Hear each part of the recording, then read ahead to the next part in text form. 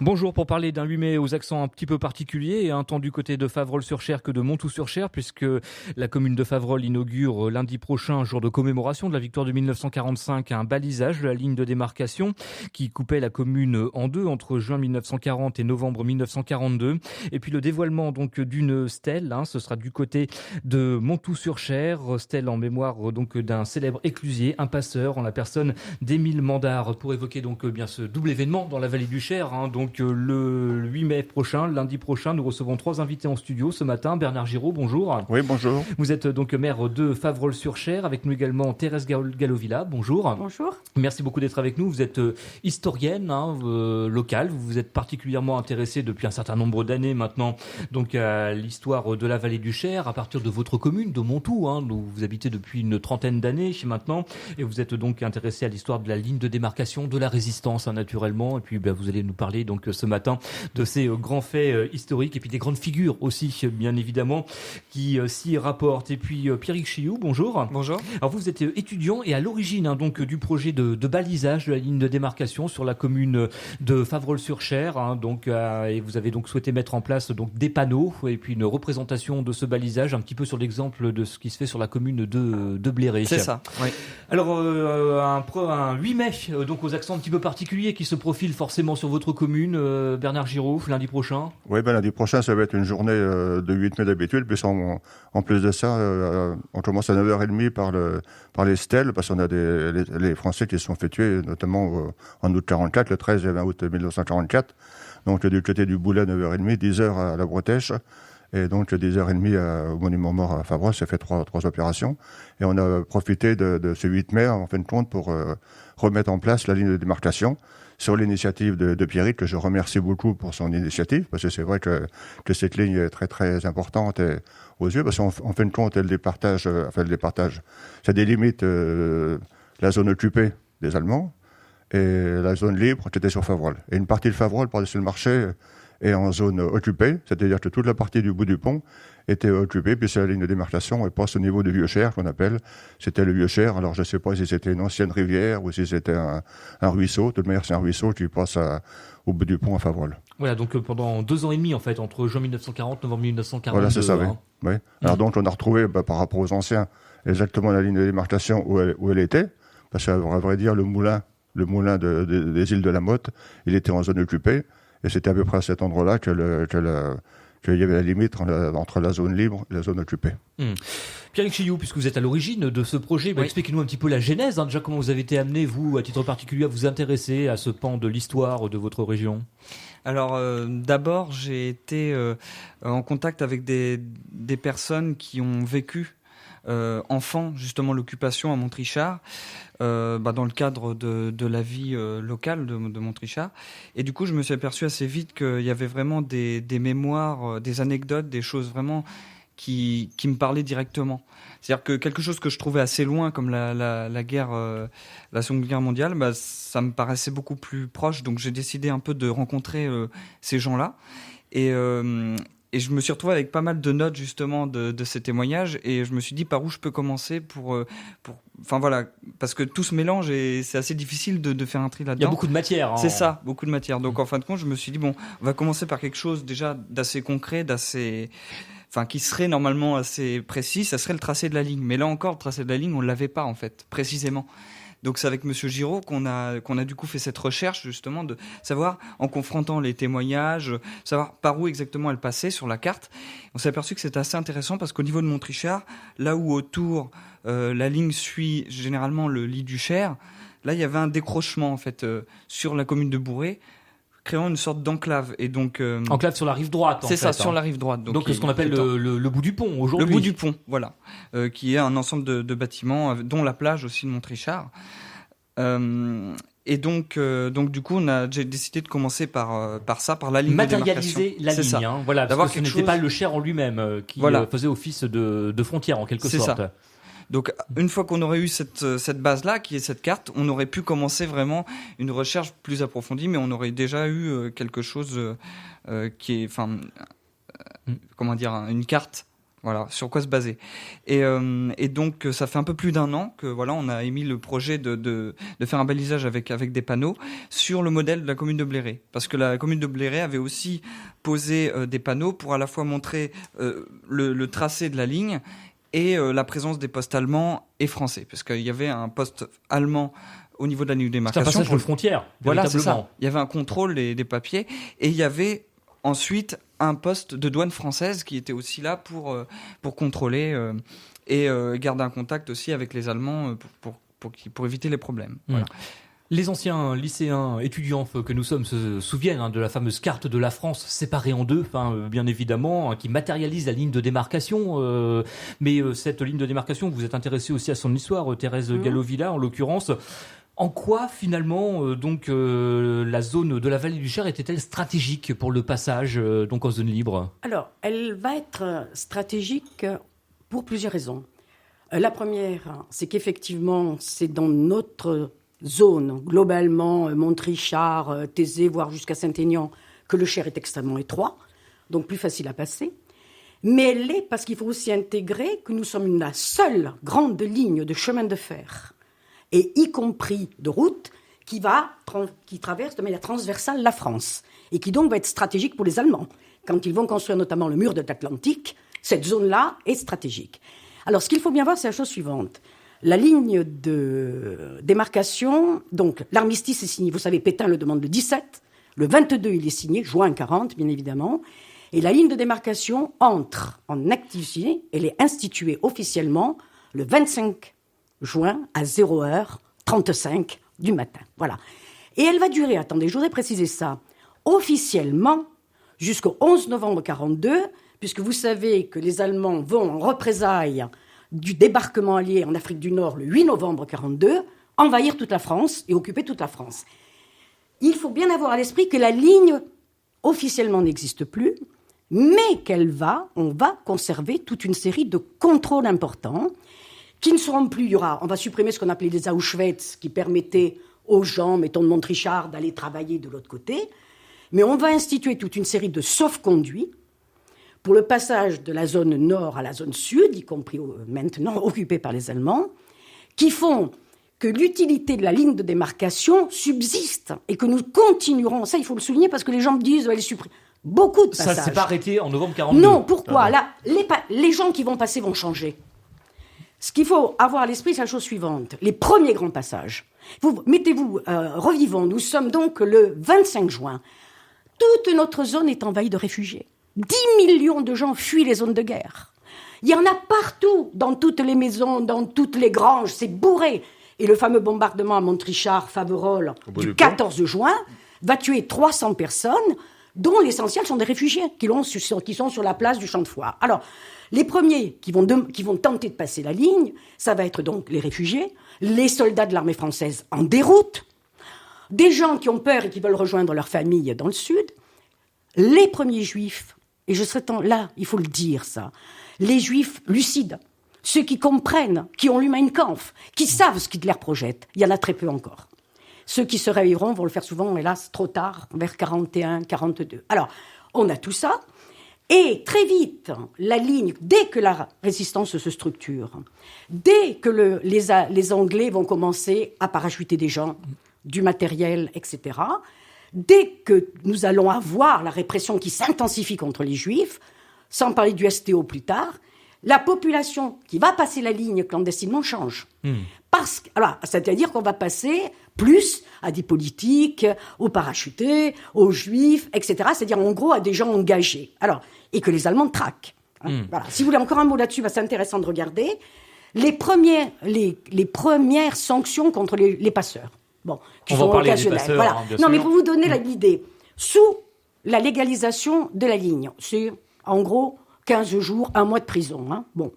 Etc. On supprime les Auschwitz, tout ce que vous voulez. À partir de 42, et pourtant la ligne officiellement n'existe plus, les gens qui vont passer, et notamment si c'est des résistants et des juifs, c'est déportation et peine de mort. Voilà. Je veux dire, donc vous voyez, il ne faut pas se laisser, officiellement elle n'existe plus, mais elle n'aura jamais autant existé du point de vue de la répression. Dernier truc, c'est que la ligne, c'est une vraie frontière intérieure. On ne le dira jamais assez. Il frontières pour les transports, frontières administratives, frontières pour la répression, frontières pour le courrier. C'est une frontière pour les marchandises. Les gares s'arrêtent avant. Voilà. Donc, c'est quelque chose qui fut extrêmement important. Et je crois que c'est bien stratégique. Voilà, que les événements qui vont avoir lieu aussi bien donc à Montrichard et Faverolles, ou nous, ou d'autres, vraisemblablement, remettent en évidence un aspect qui n'est pas assez connu et pas assez souligné, je pense, de la période de la guerre. Alors Pierrick Chilou, donc vous avez rencontré vous différents témoins aussi donc de cette époque. On va y revenir dans un instant. Auparavant, Bernard Giraud, votre arrière-grand-père était maire déjà de Faverolles-sur-Cher, donc de 1937 à 1945. Voilà, donc en pleine période effectivement où ces changements se sont opérés et pas pour le meilleur. C'est le moins qu'on puisse dire. J'étais maire de 1937 et 1945. C'était vraiment pendant toute la période de la guerre. En plus de ça, mon grand-père, on va dire, des douaniers. Était douanier dans le Haut-Doubs, dans un village qui s'appelle Les Fours, et donc il était rapatrié tout au moins, il est venu à Faverolles, au poste de français, au poste de douane française, et c'est là d'ailleurs que mes parents sont venus par rapport à mon grand-père. Voilà, donc il a passé là, il a passé de 1940 à 1944, là au poste français à Faverolles. Et vous avez donc cette histoire familiale l'histoire familiale, en plus de ça, mes parents habitaient au Tchave, c'est-à-dire qu'à peu près 200 mètres de la ligne de démarcation. Donc ils ont vécu toute l'histoire avec les bombardements au bout du pont, avec l'histoire de pêche, les passeurs qui venaient dans ma ville-là. C'est vrai qu'ils étaient vraiment en première place pour poursuivre un peu cette période de la guerre. Et vous avez des témoignages qui vous sont parvenus de votre grand-père par rapport à cette époque, comment il a traversé, lui en plus en tant qu'élu pour le coup. Oui, mon arrière-grand-père, on va dire, moi j'ai pas trop connu parce que nous on est partis avec du coup en 45, moi je suis né en 44 après à la fin de la guerre. Et donc, on est parti rejoindre mon grand-père qui était reparti du tout dans le Doubs. Alors, on a vécu pendant 15 ans à la frontière suisse au Four, là-bas, jusqu'en 1958. Et donc, mon arrière-grand-père est décédé en 1956, je crois. Et donc, du coup, il m'a pas pu raconter. Mais enfin, j'ai jamais su l'histoire par rapport à mon père et mon grand-père, qui était conseiller municipal aussi à Faverolles, comme mon père qui était adjoint. Voilà, effectivement. Donc, ce sont aussi des histoires familiales. C'est certainement aussi ce qui ressort des témoignages que vous avez pu recueillir. Donc, ces derniers mois, peut-être ces dernières années, Pierrick Chilou. Oui, c'est ça. C'est surtout des anecdotes, en fait, assez proches de la vie privée, en fait, des gens. Et c'est pour ça aussi que c'est difficile de démêler, parce qu'on a vraiment même des choses qui sont assez tabous, puisqu'elles sont très proches de la vie familiale des gens, que ce soit dans la résistance. Je vois Madame Monique Fermé à Montrichard. Il y a des choses vraiment qui sont de l'ordre vraiment de l'intime. En fait, quand on interroge les gens, c'est que tout est lié. Faut savoir que ces gens-là étaient pour la majorité des enfants encore à l'époque, donc on a des perceptions très différentes et même des fois des traumatismes.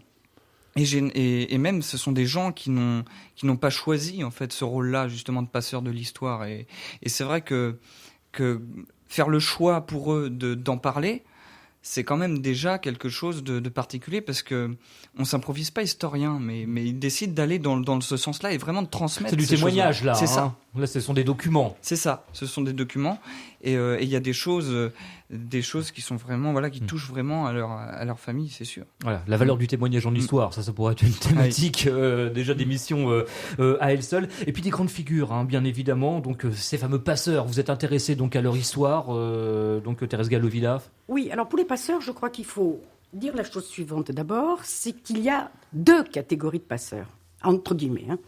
Vous avez eu...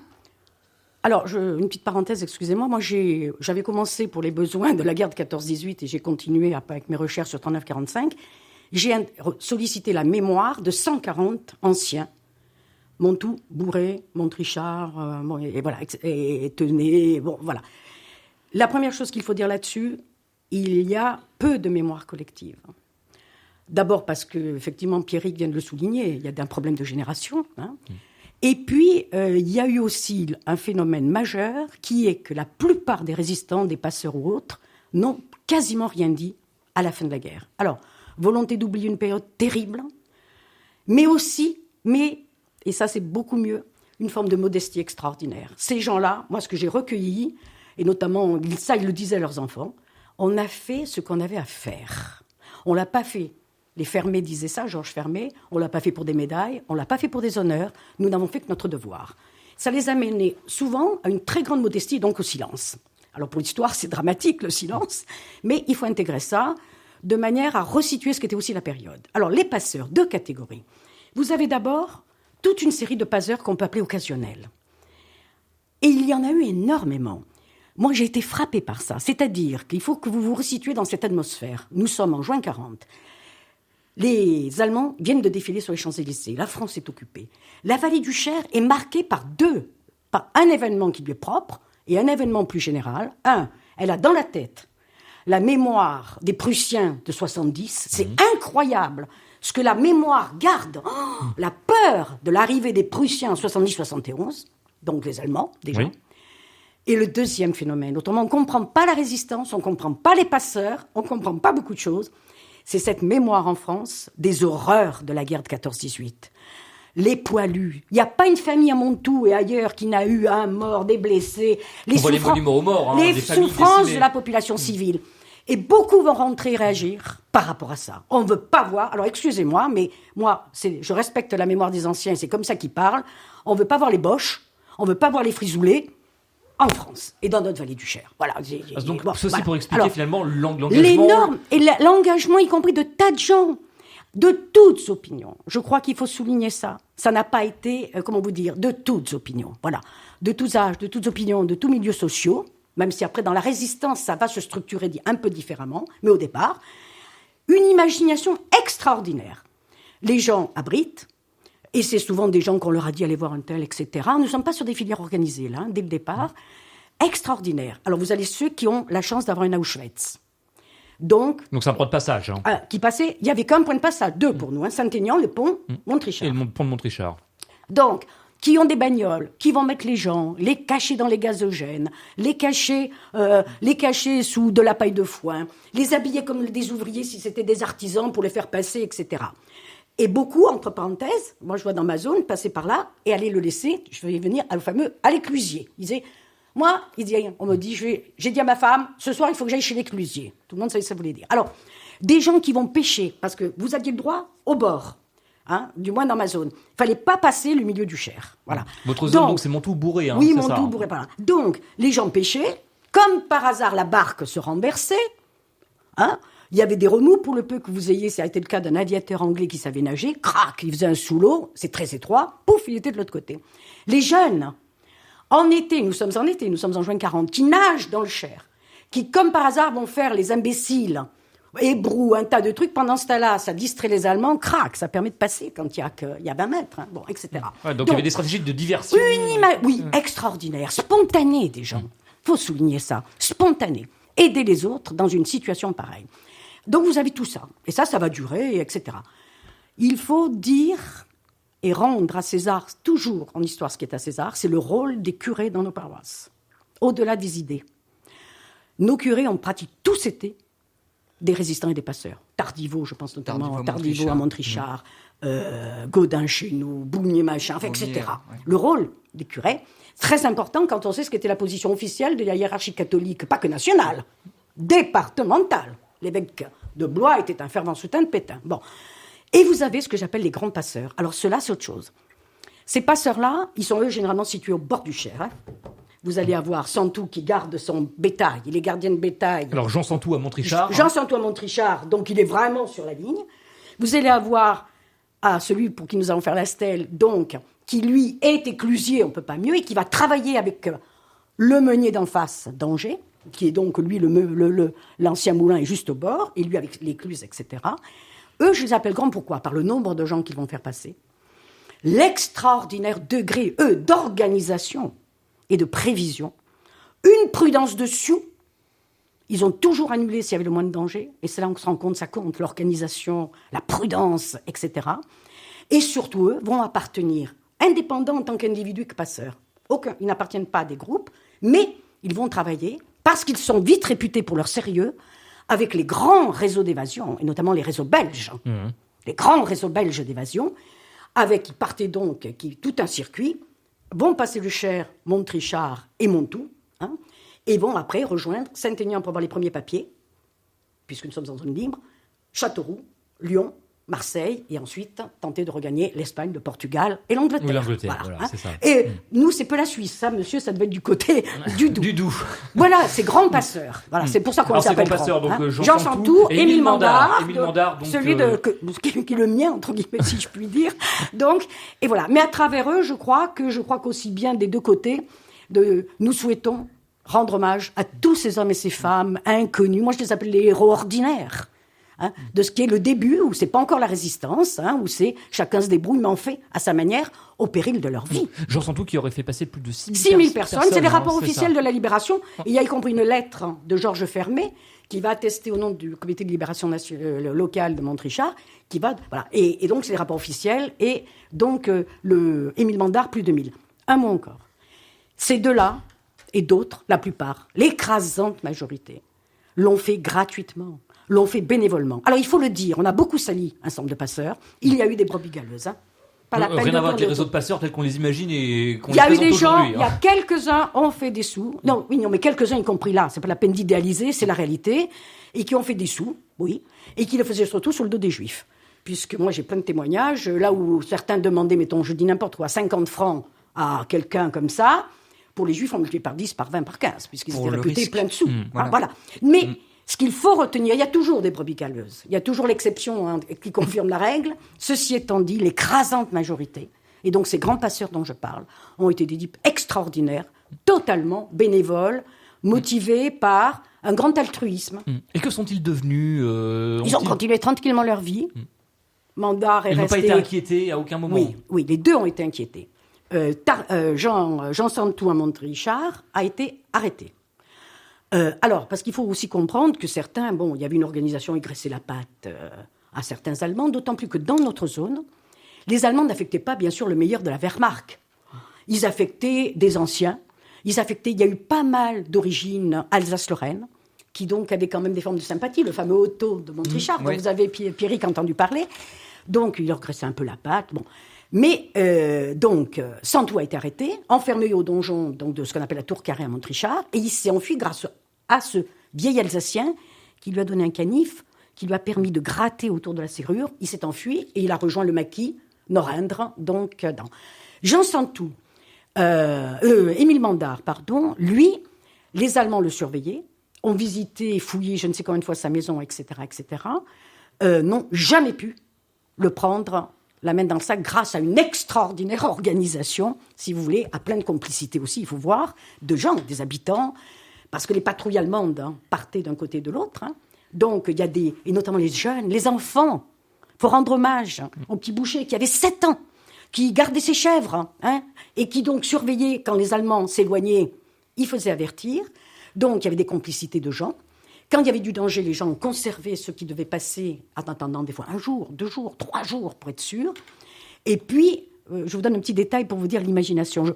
Mandard avait un jardin au bord du Cher.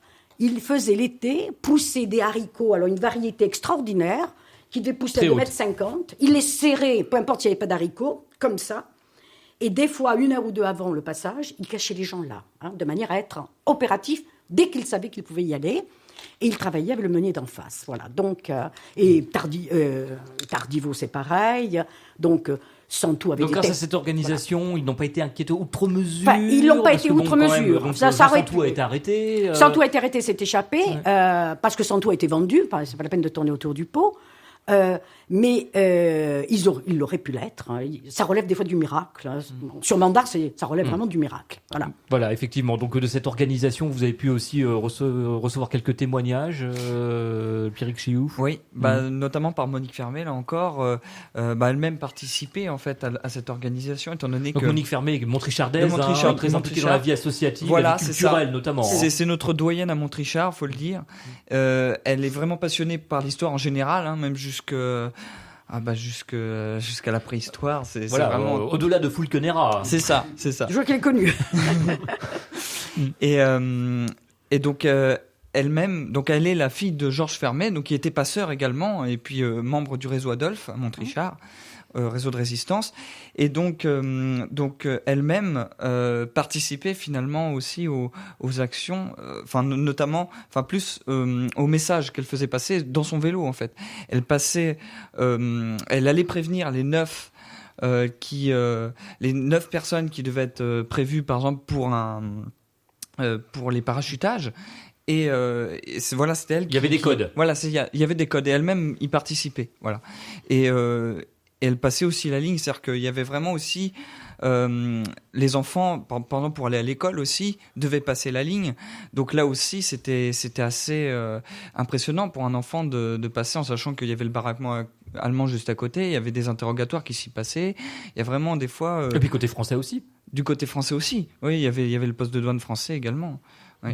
Voilà, donc ça, ce sont des témoignages que vous avez donc recueillis, un certain nombre, on l'imagine. Vous avez maintenant donc à les compiler, bien évidemment. Oui. Quel est votre projet par rapport à cela maintenant Alors, j'aurais un Parce que là, vous avez bien compris que vous disposiez d'une matière très importante, donc leur donner, très certainement. Ce que j'aimerais faire, ce serait... alors, en fait, je suis étudiant en cinéma à Poitiers, et ce que j'aimerais faire dans l'idéal, ce serait un court-métrage, en fait.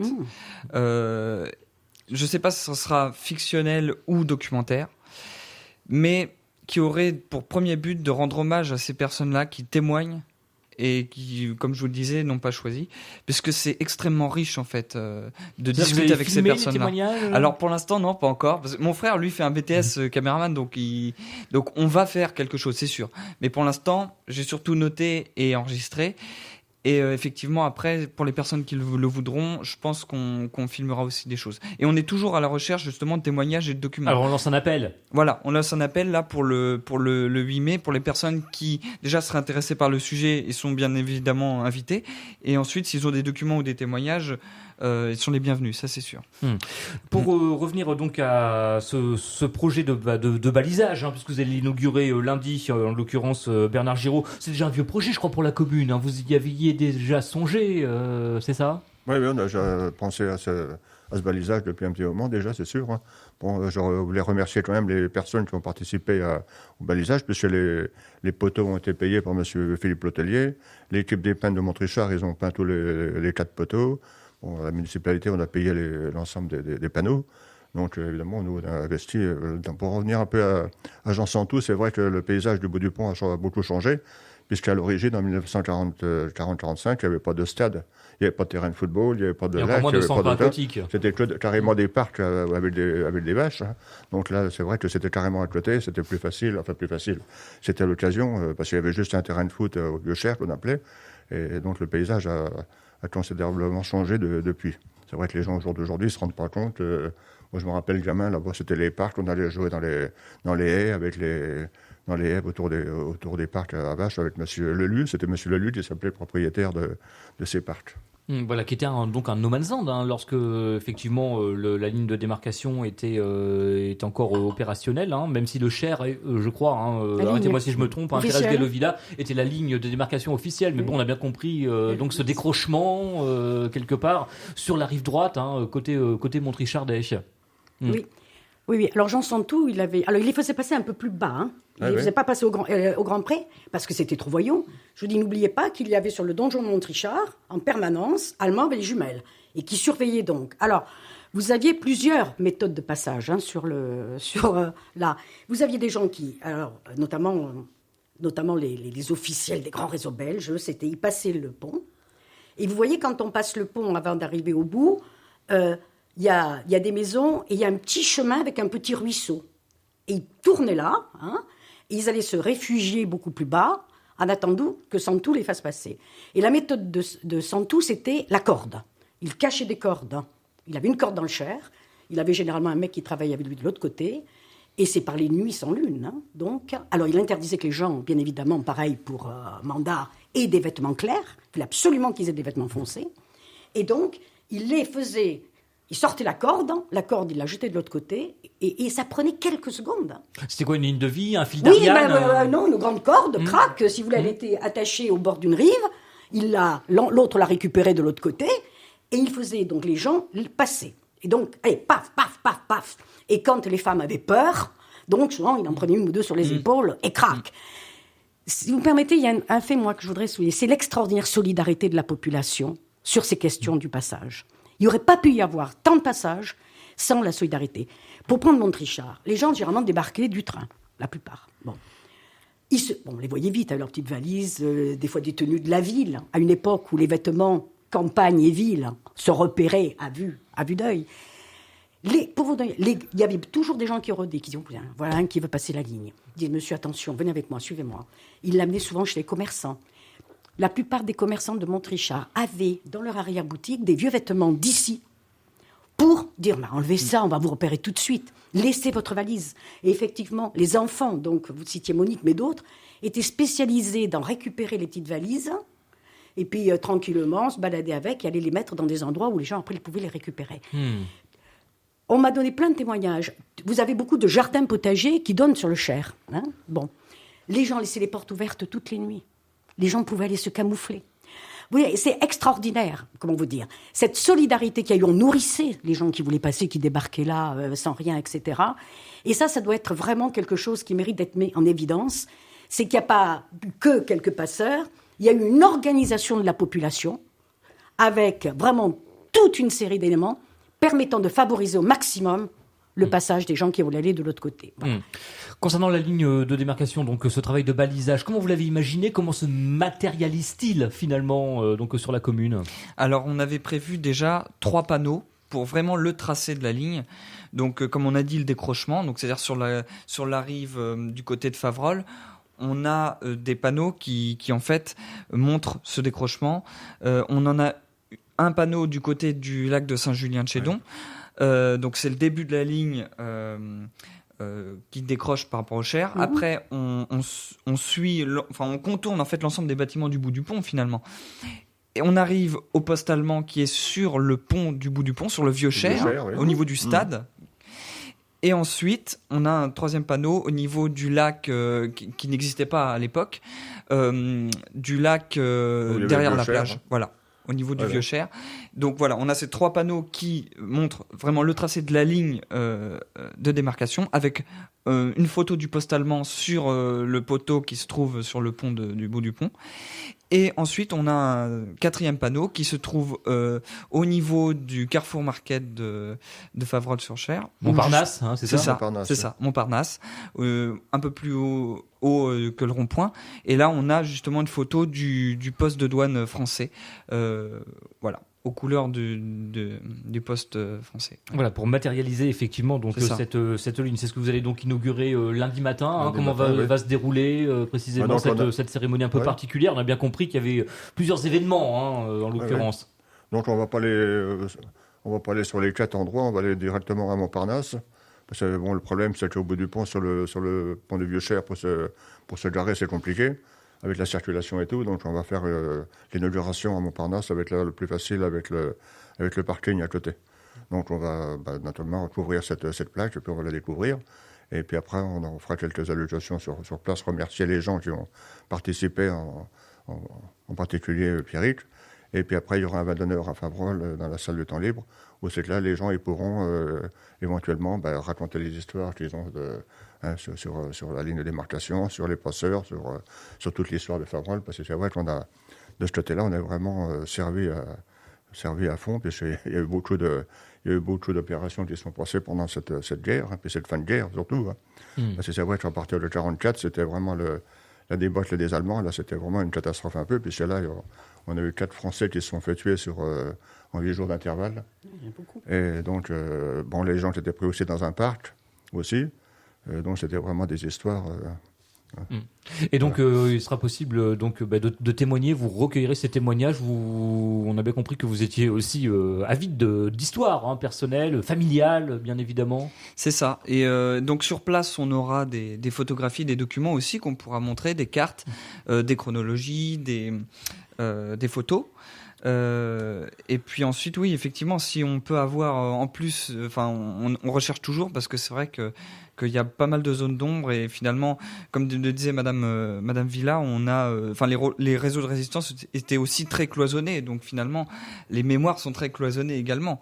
On a vraiment des choses, sans compter des zones aussi un peu tabous. C'est vrai que c'est assez compliqué, mais généralement, c'est bien aussi de parler de mémoire collective. Parce que certains parlent aussi de devoir de mémoire, mais moi je trouve que le devoir de mémoire n'existe pas. C'est-à-dire qu'on ne peut pas obliger les gens, dire voilà, il y a un devoir de mémoire. À mon avis, on peut intéresser les gens confronter les gens à une idée, en fait esquisser, parce qu'on pourra jamais rendre. Moi, je pourrais jamais m'apercevoir de comment c'était vraiment. Ça, je m'en aperçois quand j'interroge les gens, c'est que passeur de mémoire, ça vous va comme appellation? Finalement, c'est plus intéresser les gens en fait, parce que il va y avoir des panneaux. Bah voilà, le but c'est que les gens ils passent et se disent. Parce qu'il y en a de la région ou même du canton qui ne savent pas finalement même pas que la ligne passait. Ça, je m'en suis aperçu aussi. Donc, finalement, c'est le fait de dire, au moment où on passe en voiture ou à pied, enfin, plus en voiture, ah oui, il y avait quand même la ligne ici. Donc, ça égaye un peu, enfin, ça provoque peut-être un intérêt aussi pour des recherches à venir. Et aussi, ça permet quand même de réactualiser la chose et se dire, quand même, ce que je traverse là librement, bah, avant, c'était une frontière. Même si ça a duré 2-3 ans, c'était une frontière. Et on a voilà. bien compris aussi après, comme nous l'expliquait donc Thérèse Gallo-Villa au début d'émission. Après, voilà, ça continue à être un point stratégique. Oui.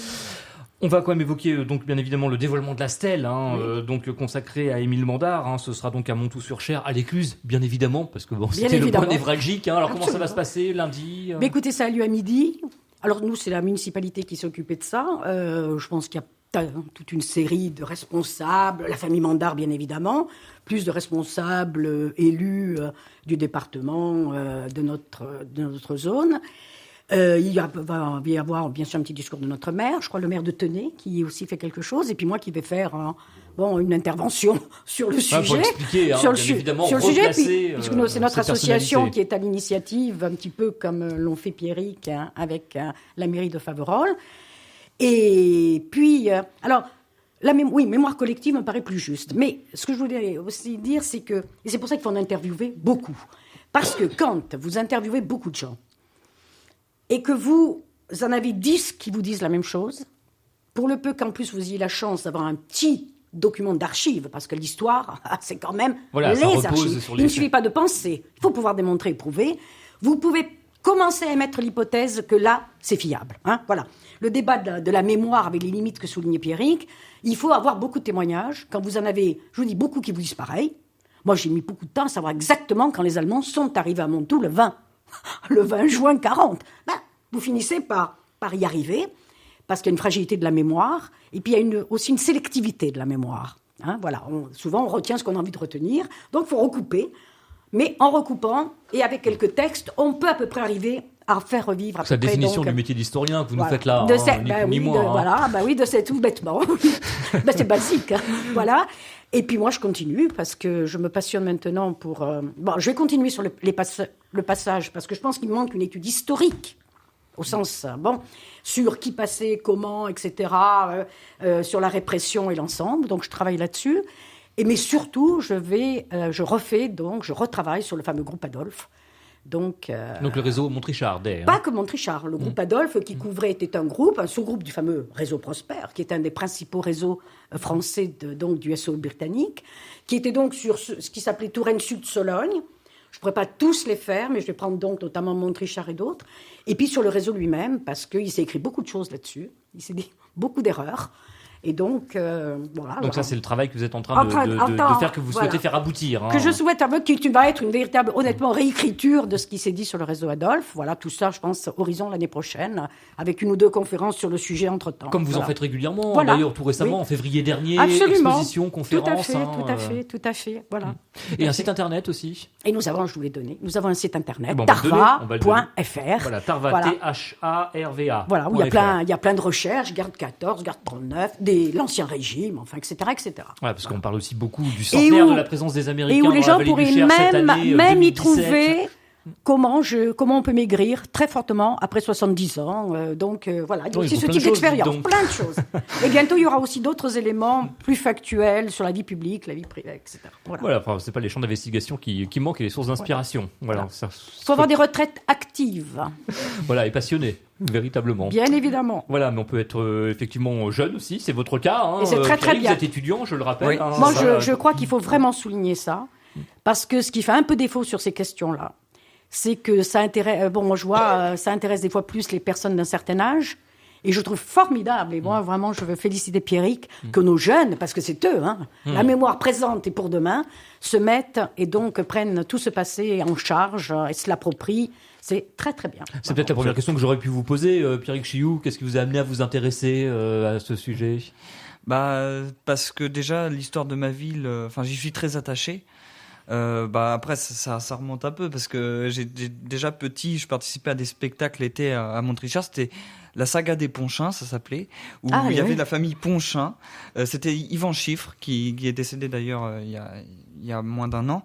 Qui a écrit le spectacle. Hein. Voilà, c'est ça, qui était venu, qui a écrit le spectacle. Et c'était l'histoire d'une famille à Montrichard qui traversait toutes les époques, depuis les Romains. Donc il y avait la Villa Nantolium à Nanteuil, juste à côté à Montrichard, jusqu'à la Seconde Guerre mondiale. Et du coup, voilà, j'avais l'impression un peu de prendre part un peu à cette histoire. Et j'en apprenais toujours, parce que même Madame Fermé, Monique Fermé, jouait aussi au spectacle. Donc on avait un mélange de générations formidable. Pour ça, le spectacle, tous les étés, c'était super. Parce qu'on rencontrait des gens qu'on n'aurait pas rencontrés ailleurs. On a noué des contacts, des liens forts. Et finalement, c'est pour ça aussi que c'est facile de libérer un peu la parole, d'oser poser des questions à ces gens-là, parce qu'on les connaît. Et après, voilà, moi c'est assez particulier. Voilà, c'est parce que j'ai un lien avec ces personnes-là que je savais qu'ils avaient vécu ça et que le sujet m'intéressait parce que ça touchait directement, vu que c'était ma ville. Voilà. C'est que j'essaie aussi, c'est assez compliqué, mais non, on comprend bien effectivement donc la passion qui vous a atteint finalement par le biais de ce spectacle, ce qui devait peut-être être un loisir ou une occupation d'été, je sais pas, et qui a finalement qui vous a amené à vous intéresser donc à cela au gré des rencontres finalement que vous avez pu faire. Et c'est assez par contre difficile, c'est-à-dire que constamment on est renvoyé à la fois à une certaine distance de cette période-là. Par rapport aux archives, par exemple, moi, quand je vois les photos de Montrichard à l'époque, du champ de foire où il y a eu le bombardement, justement, les 300 morts, c'est pas du tout pareil. Je ne reconnais pas, en fait, Montrichard. Je reconnais pas les places, les rues, c'est beaucoup trop loin. Par contre, il y a certaines choses qui, d'un coup, vont me parler tout de suite. Des petites anecdotes ou même j'ai été pour la première fois aux archives la semaine dernière à Blois. C'est la couleur de l'encre des tampons allemands, par exemple, sur les originaux. Je veux dire, là où on a l'habitude de voir des choses vraiment en noir et blanc, là on est confronté à quelque chose. Enfin, c'est des papiers, des documents administratifs comme on les a maintenant, quoi. Donc ça nous renvoie à quelque chose comme ça. Mais c'est ça qui fait la réalité de la chose. Ça nous rappelle que c'est vraiment arrivé. Des petites anecdotes, des choses parfois drôles, parce que c'est pareil. Ce que me disait Monique Fermé, c'est que ils essayaient de rigoler avec ce qu'ils avaient, quoi. Enfin, ils essayaient de rire quand ils pouvaient, parce que sinon ils pouvaient pas. Donc des fois il y avait des choses. Il y avait dans une épicerie, il y avait par exemple des jeunes filles qui mettaient à la craie la croix de Lorraine sur leurs mains, qui allaient voir les jeunes officiers allemands, qui leur mettaient une tape sur les fesses. Ah oui, carrément. C'était un petit acte de résistance, mais voilà, on s'amusait qu'on pouvait. Et du coup, ils avaient les Allemands, tout le monde se foutait d'eux parce qu'ils avaient la croix de Lorraine sur les fesses. Voilà, mais c'est arrivé.